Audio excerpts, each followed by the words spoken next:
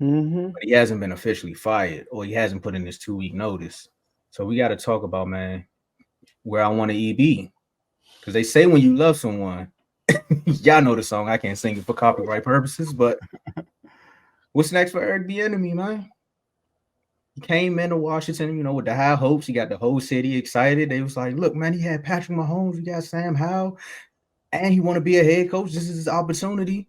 Mm. Season started off great, and then somewhere it just started tanking. Now he finds himself just looking around like that one guy kicking the tumbleweeds. Where you going, Joe? What's next for EB? I'm just fine. But EB man. So I like Eric Bieniemy. I think Eric Bieniemy will be eventually a head coach in this league, and I think he should get a better opportunity. I think that from a distance, the Commanders' job last year looked like a really good opportunity for Eric Bieniemy because you're walking into a situation with a really good receiving core. You got a rising star at running back, and you don't, and then you walking in with the third best defense in the league. You got a defensive minded head coach who can just leave you alone. He can focus on the defense, so the defense should even be even better this year. They went and got their first and second round picks were defensive backs. So UEB, you like, oh, we good money. But then you walk into the situation and you literally had the worst defense in the NFL. Worst defense. So what do you end up doing? Throwing the ball a million times, literally a million times. Because against the Cardinals, we didn't throw the ball a million times, right? Against the Broncos, we didn't throw the ball a million times, right? And it all started when the Bears game happened. That's when we really upped up the pass game because I think that Bears game, that's when the world realized this defense ain't good. This defense is not good because DJ Moore and Justin Fields lit us up from the jump, from start to finish. So, and then on top of that, you got a young QB. When it's pass-heavy offense, we actually had the most pass attempts in the NFL last year, most. And we had a young first year starting QB. So, and you have new ownership. So new ownership is literally you have one opportunity. Even though you're in a 2-year contract, you literally have one opportunity to prove your worth in front of this new ownership. So not only new ownership, we knew if the season total was gonna be good, the head coach would be gone. So kind of, I'm not gonna say I feel bad for him because it's some things EB could have done better, in my opinion. Not throwing the balls too many times, not, on fourth downs, being in the shotgun stance, like stuff like that was kind of irritating at times, and not looking for your best player, Terry McLaurin. But this is his first year fully calling the plays, so I think he'll get another opportunity. They say he's talking to the Raiders, so we'll see what happens. But I think the next opportunity for him is probably being an OC somewhere else. I think he'll get an OC job somewhere else. I feel bad for EB in this situation because leaving Kansas City, everyone kept saying, "Hey, is he actually calling the plays? Is it Andy Reid?" And it was like, nah, it was a mixture of both. Like I would come up with the scheme or Andy would come up with the scheme and we would listen to the players. You have to be a great offensive coordinator if you want to install a new play or new plays almost every week of the season. I think he also tried to do that with the Commanders, but the one downfall that he had here that he didn't have with the Chiefs was the offensive line. Yeah, that too. When you all were good, the offensive line was actually healthy. Once the offensive line started mixing and mingling with injuries and you just was plug and playing pieces here, your offense started to struggle more because of course, if you want to throw the ball a lot, you need protection in the pocket. The protection wasn't there. When he also tried to run the ball, some people would say, well, you should run the ball more. But if your O line is trash, running the ball, you probably get 1, maybe 2 yards here, and now you're looking at 3rd and 8 or 3rd and 9 or maybe 3rd and 7. You gonna run the ball again on 3rd and 7? You're not Brian Johnson. You're not gonna run a screenplay. So what you're gonna do is you're gonna throw the ball some more. But the thing about that is when he was throwing the ball, they really wasn't getting it to Terry. So it was a little mixture of I got a bad O line. I'm already dealt with I'm already playing from behind the 8 ball. Mm-hmm. Got a young quarterback. So what do you all want me to do? Now his opportunities. are really going to dwindle. Then they come in and go get Cliff Kingsbury, who who may have all the pieces that is get all the pieces he need, and now the offense is gonna look good, and they're gonna be like, "See, I told you it was EB, it was EB," and it was like, "Nah, technically they just got a better team. Mm-hmm. Team is better. The culture is better." I think a lot of people on this coaching staff already knew they were playing for their jobs anyway, because you got to open Yeah. office. Like they don't, like you always say, Joe. They don't owe no loyalty to us, so we playing for our jobs. Ron Rivera wasn't making the best decisions either. Again, EB was playing from behind the eight ball. Another landing spots as far as that though, he can go back to Kansas City. That's another place. I see him talking about. I know they're talking about the Raiders, but just go back home. It may suck to go back there because after you left, you was like, "Man, I want to be a coach," but just go back where you was actually wanted, where you were needed. And 'Cause, be what though? Because Matt Nagy's still there. I mean, hey, you could go be a assistant coach to Andy Reid because Andy may retire after this year or the year after that because this is what they're going on their fifth or sixth Super Bowl run now. So if you go there be the assistant coach, now you could bump right up into the head coaching position because again, you got rapport with the players. You already know the scheme, and it's all there. That's one option. I do like the Raiders as well because you know with their coaching staff and how they believe Antonio Pierce, he does need somebody else, and he can go over there and yell at players. They like Mm-hmm. getting yelled at, so he can go do that.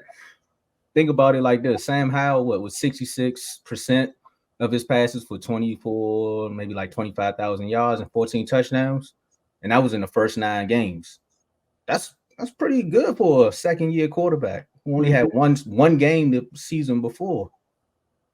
EB was doing some things. The offensive scheme was almost there. It's just the thing about your offensive line. Everybody knows if you don't have a good offensive line, you don't have a good team.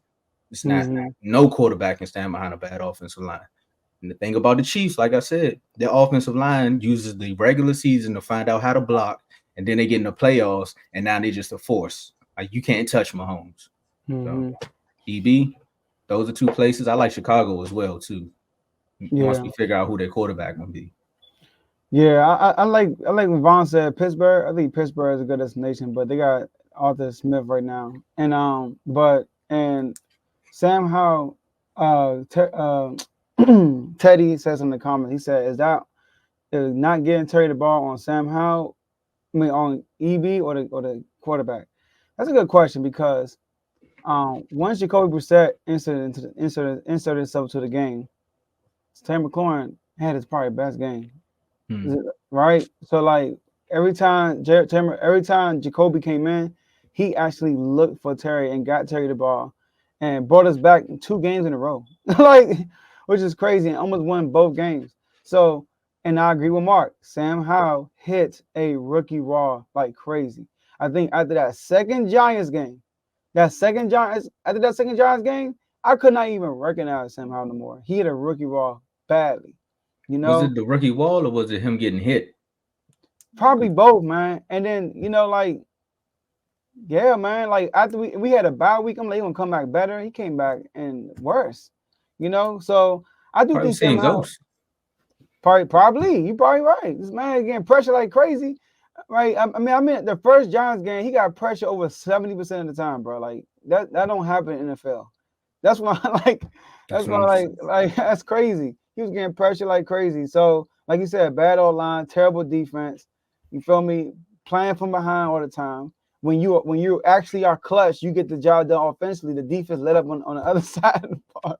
That Seattle game, oh my gosh. So like, but I think Sam Howell with another opportunity, if it's with us or with somebody else, with the right situation, he'll be good. And EB also. But I do like EB in Chicago. I like that opportunity for him. We work with Justin Fields.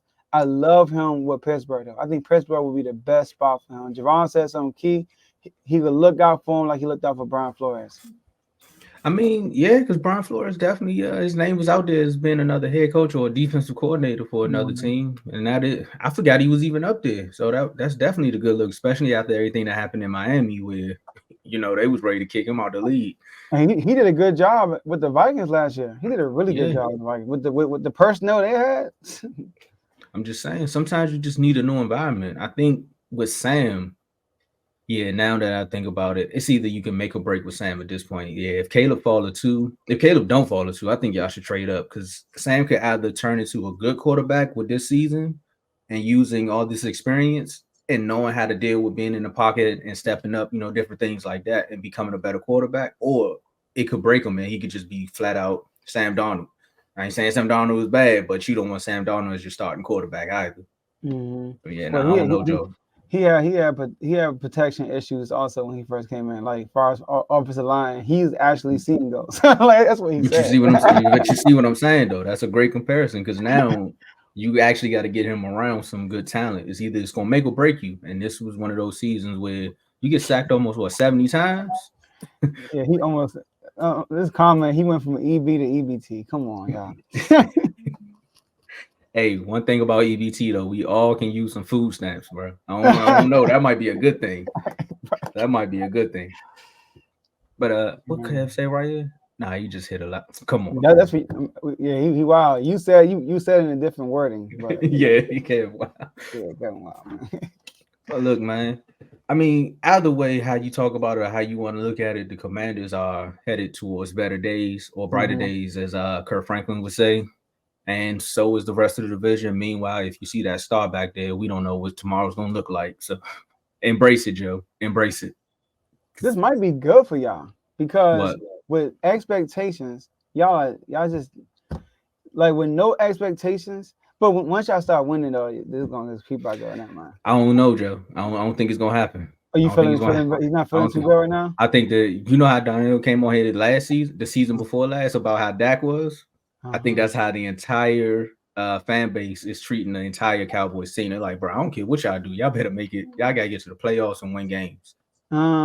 Like, that's how they looking at it. So you might be right. You might be right. Expectations might be low in Dallas right now. Which is good. For some people. Not for me. Not for me, because I got to come on here and talk about them. But y'all make sure y'all hit that like button because we got a quick commercial break. And when we come back, we got to talk about one of the best players in the NFL today, and also maybe the best quarterback ever. Some say he the GOAT. Tom Brady said, I don't care about none of that because y'all keep talking about him. I'm gonna come back and show y'all who the real GOAT is. So y'all might want to relax. But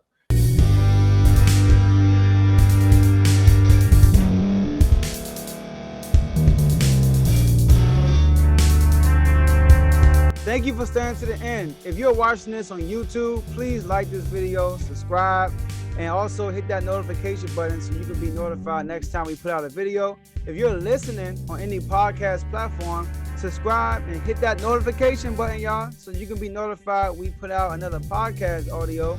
And last but not least, hit that share button. No matter what you're listening to or watching it, hit that share button and send it to somebody that you know that would love to watch this episode you just listened to. So once again, thank you for staying to the end, and we'll see y'all in the next episode.